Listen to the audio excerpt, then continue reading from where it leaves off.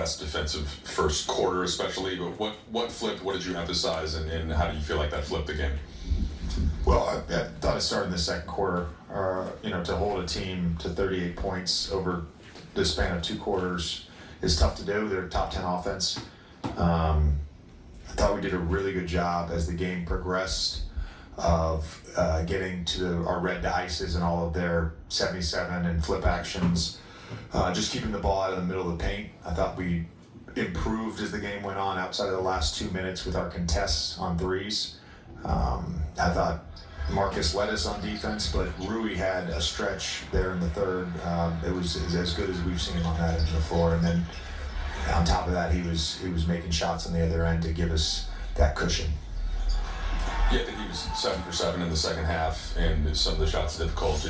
You talked about that rhythm, but where did you feel like that was? Can you go over the D again that he was setting, kind of what he was bringing on that as well? Yeah, just with the energy. First of all, he was flying around.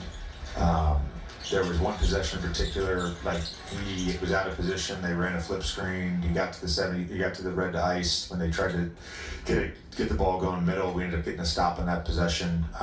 His activity level, and the group feeds off that. And then, when he's in a rhythm offensively shooting the basketball, you just feel like it's going in every time. And outside of the Atlanta game, it pretty much has been going in every time.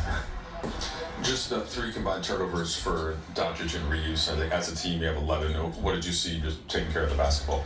Yeah, we did a good job executing. They tried to junk it up in the fourth quarter with a box of 1. I think we could be a little bit better with our fires. It's something we've talked about. We've shown on film. We went over in the timeouts. Just got to get more reps at it. But those guys taking care of the ball was great, and I thought they both played fantastic. Outside of, they got good shots. They missed some threes, but they both played fantastic and put a lot of pressure on the defense. I think at some point, it was early last season, you mentioned that Rui was the most consistent at executing what you guys are asking of him. How have you felt that carry over? I think it was maybe like early summer. How have you felt that has carried over into this season? Yeah, we've talked about some of his defensive changes not being in the 4 or 5 switching group. So sometimes he's going to be in pursuit when we're in coverage, and that's been a change for him from last year. I think he's improving there. His low man awareness is probably top 2 or 3 on the team. Stick hand closeout awareness, all that stuff is been really good all season again. Continuing just to, when his guy is on the ball in a square to red, I think that's where he can still grow a little bit when he switches on to the touch roller, the slip roller, the ghost roller.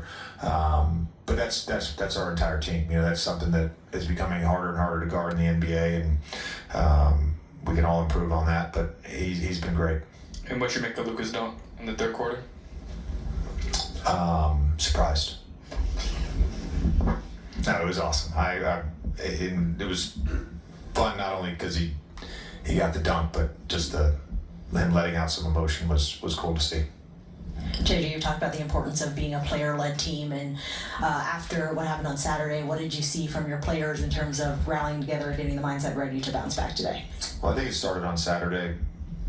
They took ownership of it, which I thought was huge, and didn't get off to a great start defensively.